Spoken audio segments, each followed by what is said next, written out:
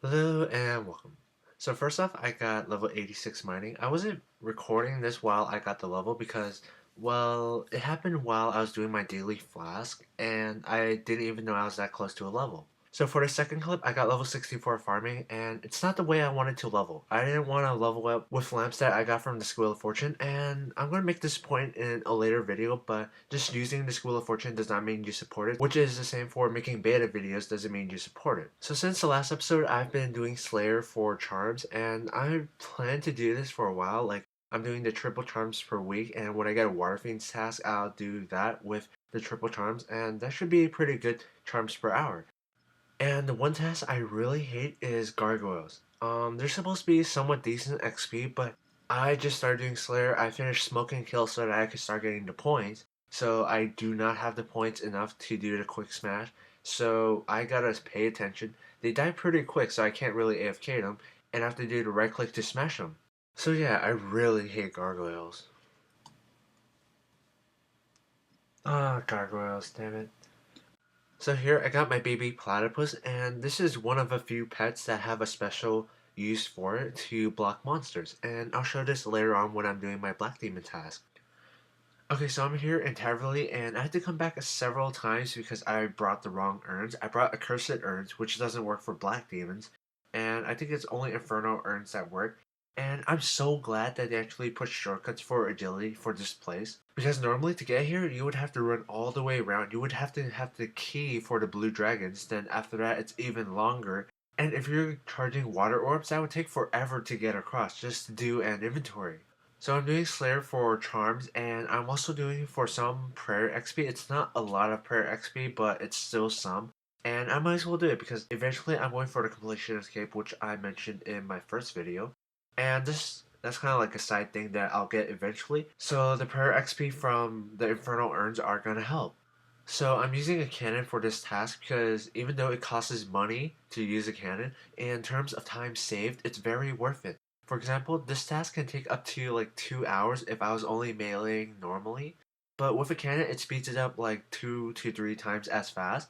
So in that time saved, I can make over 1 mil, and for using about 300 to 500k in cannonballs. So it's well worth it, but the only problem is it drains my cash, and I have to go back to money making.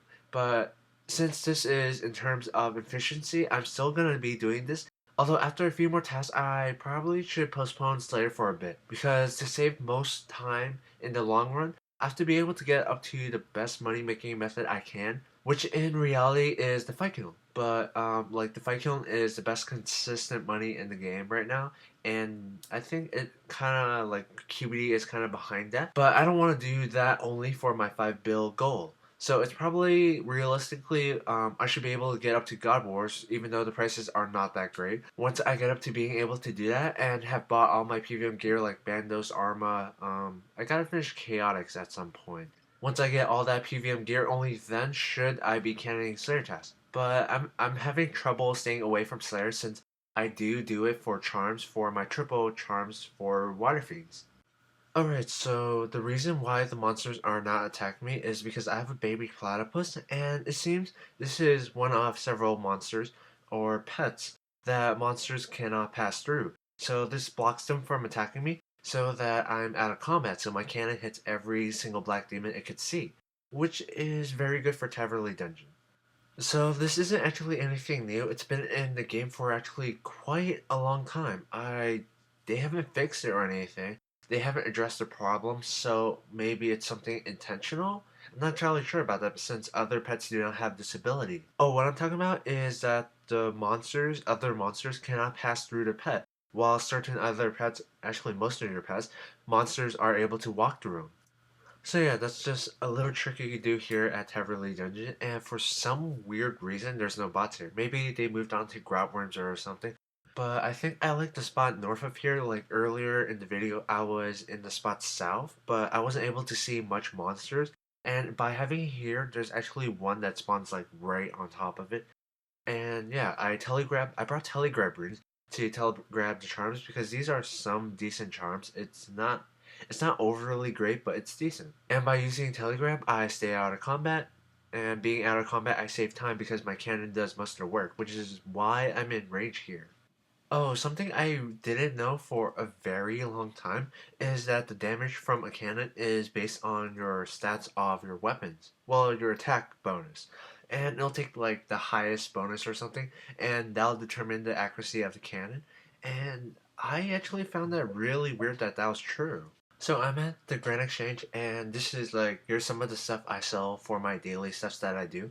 There's the broad arrows. I'm selling the difference that I make, and since in the combat beta, the evolution of combat thing, a fire surge spell actually only requires air and fire runes. That means that free to play they don't actually use difference. So since free to plays don't use it, and there's a lot more free to plays than members, they're not gonna need to use deference. So deference are going down. I think they're at about 310ish, a little above, and that's just like the same value as they are in the shop. So I'm probably not gonna buy them from the shop anymore.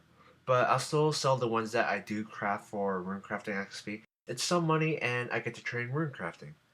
And I'm buying infernal urns for like I'm gonna get more black demon tasks, so I might as well get them. It's a lot cheaper than buying the actual dragon bones and making them. Oh wait, was it better to do dragon bones or frost rings? I might do a smoky test lab on that later. So I sold one of my berserker rings that I got in the previous episode. I'm keeping one of them because, well, like berserker ring is better than a warrior's ring, which is kind of weird. Well, that's how it is in the game. In the evolution of combat, a warrior ring is the best. The berserker ring is the second best ring because it's kind of like the onyx ring now, where it's a hybrid, and an onyx ring is weaker than a berserker ring, which I guess they're trying to make Dagannoth Kings better. I sold the dragon hatchet that I got. I do still have my extra one in my bank, so yeah. I do some AFK woodcutting, like I woodcut magic logs, and I just do that on the side. Like you can track my woodcutting XP. I make some money off the magic logs I get, and I bought a Sears ring, and this is for the fight kiln video guide. No, not a guide. It was a tip video for. It was like a couple videos back where you could practice on the combat beta, and that way you don't mess it up in the live game. And I want to note, just using the combat beta does not mean you support the evolution of combat. So, yeah, it's like using the Squeal of Fortune. Just because you do your spins every day doesn't mean you like the Squeal of Fortune. So yeah, I was doing a fight kill on my Nills to Bells account, and I think I did like a wave 28 guide on it, and I should have finished it, but for some reason I can't find the footage of it. But you can track my A log; it should say on there that I finished the fight kill again. So yeah, stock my A-log. The link will be in the description. You can follow what monsters I kill, but it's kind of like a spoiler for the next episode. And if you're looking for casual chat, just join my friend's chat, Smokey9112. Yeah, that one. And for Molecules X2's friends chat, I have that closed because I don't want people joining two friends chat, so I just leave to one. So I want to give a word of warning. There have been some people who have changed their name similar to my own. And oh, actually, it's kind of weird that like some games they charge you to change your name. So it's kind of nice that you only have to be a member to change it. But anyway, so there have been some people who have changed their name similar to my own and have been asking for money. And since it's a similar name, some people think it's me, or they're gonna have you like they say go to this site. So I'm gonna say that I will never ask anybody for money. So if this happens to you, just ignore them or go troll them. But not everybody who changes their name similar to my own is out for money. Some people do it as fans, but I encourage you to have a name of your own. I would much rather have you have your own unique name than have it similar to another player you may know. So again, I will never ask for money. Anybody who does this is probably an imposter. So just like ignore them, go troll them if you wish. It's really common sense to avoid these types of situations. And with that, I finish. Oh, hey, I actually got Slayer points. Okay, that was my sixth task. And I was surprised I didn't get, like, a Granite Maul again. But I really hate gargoyles. I don't have the Quick Smash, and I can't even AFK this while I'm doing gargoyles. So later I went to Bandos, and this time I wasn't tanking. So it was a lot more relaxed than last time, which I was tanking, and it wasn't a great trip. KC is actually really slow with a two-handed, especially when I hit zeros on a level 5 goblin. Alright, so about my hat, I got it for free. Well, you get like 200 points for free from the store, and it's like the Solomon store thing, and yeah, like when you go to the store, there's an option on the top, it gives you 200 free points, and I think it's available to everybody. So it covers enough for the hat. You can't buy the banner. That costs like 900. I kind of wish that there was some way that you could get points in game, like how you can get Wheel of Fortune tickets in game from doing certain tasks, because it would be great to eventually be able to get everything from the Solomon store. Now for the Wheel of Fortune, there isn't really anything I want. Well, except maybe the dragon outfit, because I'm missing like just one item, and I haven't bought any spins. I just got kind of lucky. And honestly, I don't see the point of buying spins. Like, basically, I think spins are for XP. You don't really get much good cash from it. XP is really if you're going for something, well, maybe summoning, but really, I don't understand. Like, I would much rather train the skill than buy spins, because, well, actually, since I have a comp cape on my other account, I know, like, every skill, how it feels like to get 99, like, all the work it has to do, and it really isn't that bad compared to how much you have to spend. I don't know how much Squeal of Fortune spins cost. So for some reason, the mask that I got, it kind of reminds me of that V for Vendetta movie, and that whole Guy Fawkes thing where they're trying to blow up that thing. It was a movie I saw in high school, and that was like the only one decent movie that I've seen in high school. So yeah, the mask was free. You don't have to spend points on it. You get free points at the start, and honestly, it's like the Solomon store is cosmetic. It's probably gonna stay that way. If they're gonna add anything that's like XP or GP thing, it's probably gonna be on the Squeal of Fortune. So the Solomon store should be fine. So for the entire banda strip, it went fairly well. Since I wasn't tanking, I didn't really have too much of a problem. When the guy needed food, I did my terror bird thing. I mean, not terror bird, fruit bat. The only two things that went wrong was the beginning and end. In the beginning, my terror bird attacked Bandos, and Bandos smacked like I don't know what he hit, but it was something high. And towards the end, I realized that I don't have a teleport tab out, so I had to run to the altar to teleport out. And at the time, I was like 300 HP when I was running out. And Bandos actually got one smack on me, but he actually hit a zero, which was good because I didn't want to get like a whole 5 minutes to get KC, although maybe 1 minute to gear up. So the trip actually went fairly well. We stayed there for like 1 or 1.5 hours. It wasn't really that long because one guy did die, and that was like something happened. But anyway, I got like a 1 mil split from Bandos Hill. Yeah, we got a Bandos Hill. It was like a trio. And I guess it could have been better if I got like Tacit or BCP. But oh well, still Bandos Hill. Better than Bandos Boots. Alright, I guess I didn't mention it, but the reason it's like all zoomed in is, well, one, there's a zoom in feature. It's now been added. It was added quite a while ago, but the zoom in feature here is kind of like a bug. If you go to the Ooglock pool, or at least it is for me, I go to the Ooglock pool, I jump into the pool for the saltwater spring for infinite run, and for some reason, it's like it's all zoomed in. It looks like a cutscene where there's black bars on the side, and for some reason, it stays like that when I jump out. And for me, it's probably a bug. I'm not sure if it'll happen for other people. Maybe it's like graphic settings or something, but it happened to me. So I thought, like, why not see how far zoomed in you can be? And this is how it is. So this was Loot Share Bandos. So it's like you gotta read the chat to see what I get. So earlier there's this one instance where I got like 900k for Bandos Hill. And I'm considering if I should bring Alks or not because some of the drops are Alchebo and the bones I can't bank them so I just bury them. So that's even more prayer XP. Even though it's like very little, at least it's something. Also, like in this zoomed in, I can't even see Bandos' HP. Like it's way up there above his head. I can't even see that unless I look from behind him and look from his shoulders down. So the timing of this audio isn't really relevant since I've gone into DKs and like for bandos, they don't spawn that often and the only part I record is the part where they die. So it cuts out the like in between where nothing really happens. And that really makes bandos like I only get like from 1 hour I maybe get like 2-3 minutes worth of footage. But for Dagannoth Kings, it's like a whole lot faster because the spawns are much faster. Oh, which comes to something I wanted to say like earlier. Like, I don't get why some people would do like God Wars.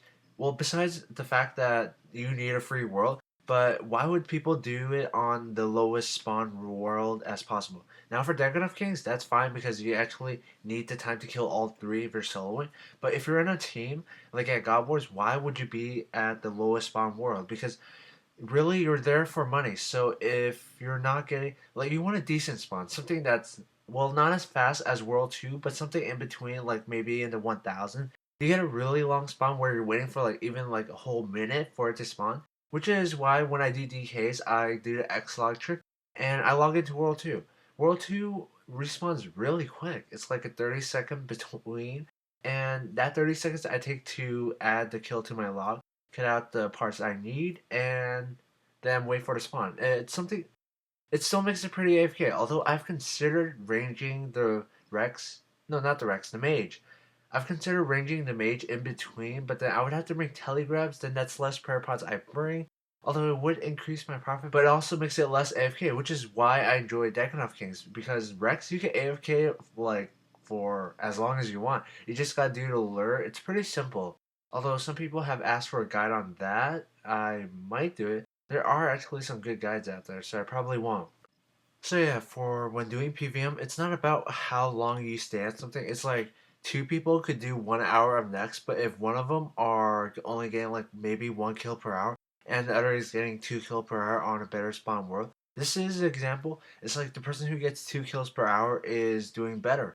So it's actually about how many kills per hour you're actually getting, rather than how long you spend killing that boss. So you want a world that will spawn monsters at a rate that you can handle, rather than one that spawns it too fast and you'll have to bank, or you don't want one that is too slow where you're waiting for it to come back. Oh, yay, Berserker! Yay! So something I want to ask you guys is, do you like it how I'm doing this kind of footage thing, where I'm cutting out where the boss dies only and show the loot? Cause I don't really like showing like the in betweens, cause it's like a whole 30 seconds for DKs where nothing's happening. I'm just waiting for the spawn. And for Bandos, I think it's like 30 seconds. I've never really timed it. It really depends on what world I'm at. So are like you guys fine with how I'm showing the clips? Also in this clip it was like the whole thing for where I was at DK's. It was about 2.5 hours, which is a normal trip for me. And I got only one berserker ring. That's about 2.5 mil profit, or 2.5 to 3. So it's still only about like a mil per hour, which is about the same as Barrows.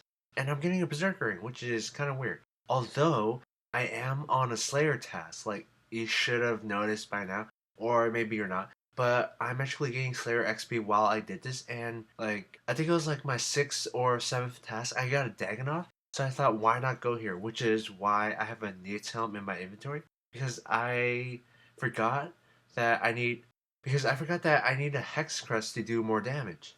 So this is actually the first time I've been to DKs specifically for a Slayer task. Like before, when I was on my main, I already got past this point where I'm making money more than what I would make if I went to DKs. Although at the time I was still a bit afraid of DKs, because if you died, you still had to get your grave blessed. There is that French chat like bursting lobsters.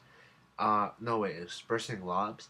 They'll bless you, but there's a chance that they won't. It's not something you should rely on, but it's there as like a safety net or something. So yeah, I never actually came here before for Slayer XP, and this is somewhat decent. It's like 330 XP per Rex, which is pretty good. Meaning, although a task, I only got like 50-ish done. Oh, my drop log so far for Rex is about at 250, which is okay. But this task may take up to like 14 something hours to make. I'm still making like a mil per hour while doing it, but it's gonna be a very long task. So since I actually got a Berserker ring drop during the trip, I would say the trip went pretty well. I went with a couple friends of mine, and it was actually kind of nice just talking while we're doing PVM. And it kind of reminded me when I was like in this Aussie clan, and I was going to DKs for the first time with my friend Josh, which was really nice. It was like he taught me how to do the stuff. It was my first time there, so I really had no idea what I was doing. Okay, so I'm at the bank now. I'm gonna do a price check. Let's see. I have about 5 mil there. I have most of what is my bank. There's still like maybe 500k or so. Collect what I get. And let's see, 13 mil there. Let's see, 23 mil. So I'm worth about 36 mil. Yeah, I guess that's right. And with like the maybe 500k in my bank, I okay, let's just say 36 mil. So far I've made 36 mil, which is pretty good. I've did lately I did the fight kiln for the Onyx, which was for a previous video I did, And I did get this second Berserker ring, which is nice. And yeah, it's like I've never actually gotten much Berserker rings since I rarely did DKs, and when I did, it was like coin share at the time. So that's all for this episode. I didn't make as much as I did last episode, but I kind of got lucky last episode with two Berserker rings. At least this episode I got one, and I also finished the fight kiln, so actually maybe I made more money than the last episode. Hmm. Anyway, thank you very much for watching, and have a nice day.